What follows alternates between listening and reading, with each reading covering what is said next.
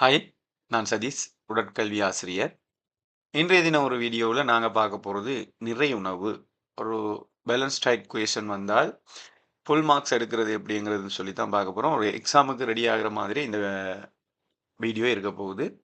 So மாணவர்களுக்கு இது பிரயோசனமாக இருக்கும். வீட்டில் இருக்கவங்களுக்கும் இது பிரயோசனமாக இருக்கும். பார்க்கலாம் வாங்க. முதலாவது நாங்க இன்று நிறை உணவு பத்தி என்ன பார்க்க போறோம் அப்படின்னு சொன்னா, எக்ஸாமுக்கு ஆன்சர் எழுதுற மெத்தட் பார்க்க போறோம் இந்த வீடியோல. தமிழ்ல சிம்பிளா எப்படி விடை எழுதுறதுன்னு பார்க்க போறோம். 8 தொடக்கம் 10 மார்க்ஸ் எப்படி ஈஸியா எடுக்கலாம் எக்ஸாம்லங்கிறது தான் இந்த வீடியோட மிக பிரதானமான நோக்கம். வரைவிலக்கணம். முதலாவது சமநிலை உணவென்றா என்ன? சமநிலை உணவு என்பது என்ன? உடலுக்கு தேவையான அனைத்து ஊட்டச்சத்துக்களும் நாங்க ஒரு நாள் சாப்பிடுற உணவுல, உடலுக்கு தேவையான அனைத்து ஊட்டச்சத்துக்களும் சரியான அளவுல இருக்குமாக இருந்தா, அத நிறை உணவுன்னு சொல்றது.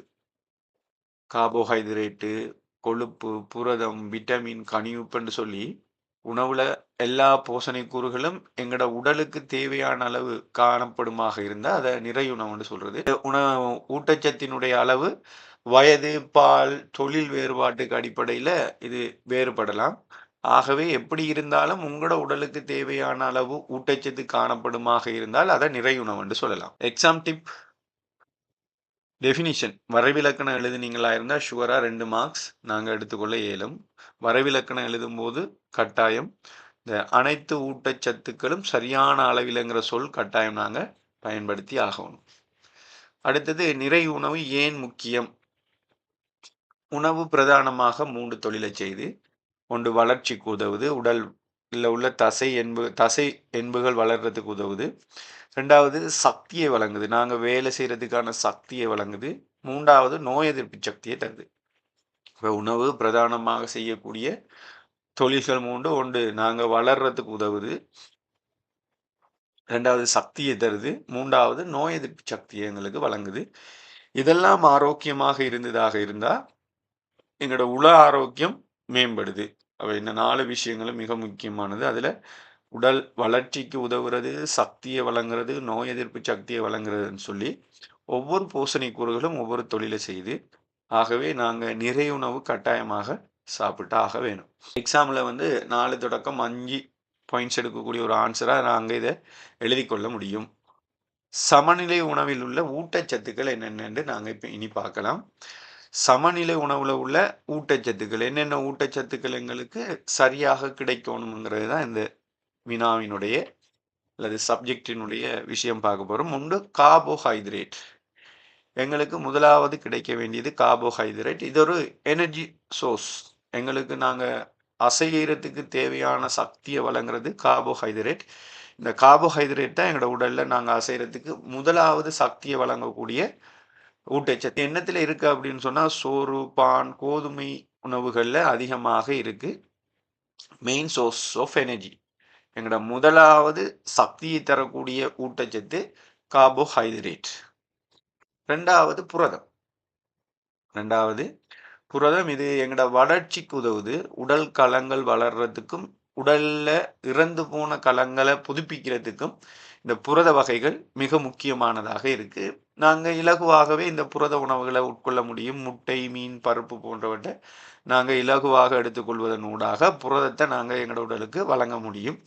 பாடி பில்டிங் ஃபுட் எங்கட உடலை கட்டியெழுப்பக்கூடிய ஒரு ஊட்டச்சத்து தான் புரதம். ஆகவே நாங்க புரதத்தையும் உள்ளெடுத்துக்க வேண்டியது அவசியம். 3வது கொழுப்பு. கொழுப்புங்கிறது மேலதிக சக்தி. எங்கட உடல்ல உள்ள மேலதிக சக்தி தான் கொழுப்பு. இந்த கொழுப்பு வந்து கார்போஹைட்ரேட் சக்தி வழங்கிய பிறகு எக்ஸ்ட்ராவா தேவைப்படும்போது இந்த கொழுப்பு தான் சக்தியாக மாற்றப்படுது. எந்த உணவுல இருக்கும் அப்படின்னு சொன்னா, பட்டர், எண்ணெய், வித்துக்கள் போன்ற உணவுகள்ல வந்து சில இறைச்சிகள்லயும் இந்த கொழுப்புணவு இருக்கு. சேமிக்கப்பட்ட எனர்ஜி. எக்ஸ்ட்ராவா சேமிக்கப்பட்ட எனர்ஜியாக நாங்க கொழுப்ப பார்க்கலாம். எக்ஸாம்ல பயன்படுத்தக்கூடிய ஒரு சொல்லாகவும் நாங்க இத எழுத இயலும். அடுத்தது விட்டமின்ஸ். விட்டமின்ஸினுடைய வேலை என்னன்னு சொன்னா, நோய் எதிர்ப்பு சக்தியை வழங்குதல். எங்களுக்கு தேவையான நோய் எதிர்ப்பு சக்தியை வழங்குறது இந்த விட்டமின்ஸ். இத வந்து நாங்க மரக்கறிகளிலேயும், பழங்கள்லயும் மஞ்சள் நிற பழங்கள்லயும் நாங்க அதிகமாக விட்டமின்ஸ உள்ளெடுத்துக் கொள்ள முடியும். ஆகவே ஒவ்வொரு நாளும் உணவு சாப்பிட்ட பின், ஒரு பழமாவது நாங்க எடுத்துக்கொள்வது எங்களுக்கு மிக பொருத்தமானது. அடுத்தது மினரல்ஸ். மினரல்ஸ் வந்து எங்களோட போன்ஸ் எலும்புகள உறுதிப்படுத்துது. கால்சியம் மிக முக்கியமாக நாங்க சொல்லக்கூடிய ஒரு சாமான். எங்கட எலும்புகள உறுதிப்படுத்துறதுக்கும், பற்கள உறுதிப்படுத்துறதுக்கும் கால்சியம் மிக முக்கியமானது. அதே மாதிரி எங்கட இரத்தத்தையும் சுத்தப்படுத்துறதுக்கு மினரல்ஸ் தேவ. கால்சியம், இரும்பு, இரும்பு குறைபாடு காரணமாக எங்களுக்கு குருதிச்சோகை நோய் ஏற்படுறதுக்கான வாய்ப்பு இருக்கு. ஆகவே எங்களுக்கு மினரல்ஸ் இல்லைன்னு சொன்னா, நாங்க ஆரோக்கியமற்ற ஒருவராக மாறக்கூடும். ஆகவே எங்களுக்கு கட்டாயம் மினரல்ஸ் தேவ. அப்ப நாங்க கார்போஹைட்ரேட் உட்கொள்ளணும், கொழுப்பு எடுத்துக்கொள்ளணும், விட்டமின் எடுத்துக்கொள்ளணும், புரதம் எடுத்துக்கொள்ளணும், மினரல்ஸ் எடுத்துக்கொள்ளணும். இதெல்லாம் நாங்க உட்கொள்வோமாக இருந்தால், மிக ஆரோக்கியமான மனிதர்களாக இருப்போம். அடுத்தது இந்த செக்ஷனுக்கு நாங்க 6ல இருந்து 8 புள்ளிகள் எடுத்துக்கொள்ள இயலும். இத சரியாக நீங்க ரெடியாகிட்டு போனீங்களா இருந்தா 8 புள்ளிகள் எடுத்துக்கொள்ள இயலும். அடுத்தது மிக முக்கியமான சப்ஜெக்ட். அடுத்தது நிறை உணவு கோப்பை. ஒரு நாள் உணவுல அல்லது ஒரு வேளை உணவுல எந்த உணவு எந்த விகிதத்தில உள்ளடங்கி இருக்கணும்ங்கிறது தான் நாங்க இந்த சப்ஜெக்ட்ல பார்க்க போற விஷயம். இலங்கையில வந்து ஒரு வேளை உணவுல அரைவாசி எங்களோட கோப்பையில அரைவாசி கார்போஹைட்ரேட் உணவுகள் அதிகமாக இருக்கணும். கார்போஹைட்ரேட் பெறக்கூடிய உணவுகள் இருக்கணும். மிஞ்சிய பாதி உணவுல அரைவாசி புரத உணவுகள் இருக்கணும். மீதி அரைவாசி வெஜிடபிளும், பழங்களும் இருக்கணும். மரக்கறிகளும், பழங்களும் இருக்கணும்.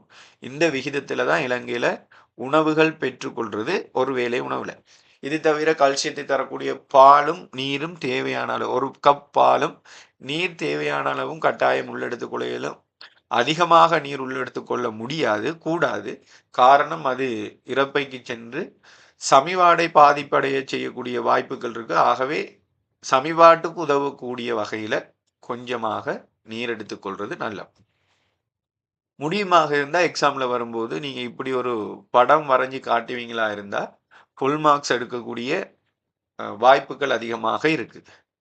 இது மாணவர்களுக்கு ஏன் அவசியம்? முதலாவது, காலை உணவ நாங்க கட்டாயம் சாப்பிடணும். காலை உணவ ஸ்கிப் பண்றதால வரக்கூடிய பிரச்சனைகள் வந்து டிஸ்கிரிப்ஷன்ல குடுத்துருக்கேன். நீங்க பார்த்துக்கொள்ளுங்க. காலை உணவ நாங்க கட்டாயம் ஸ்கிப் பண்ணாம சாப்பிடணும்.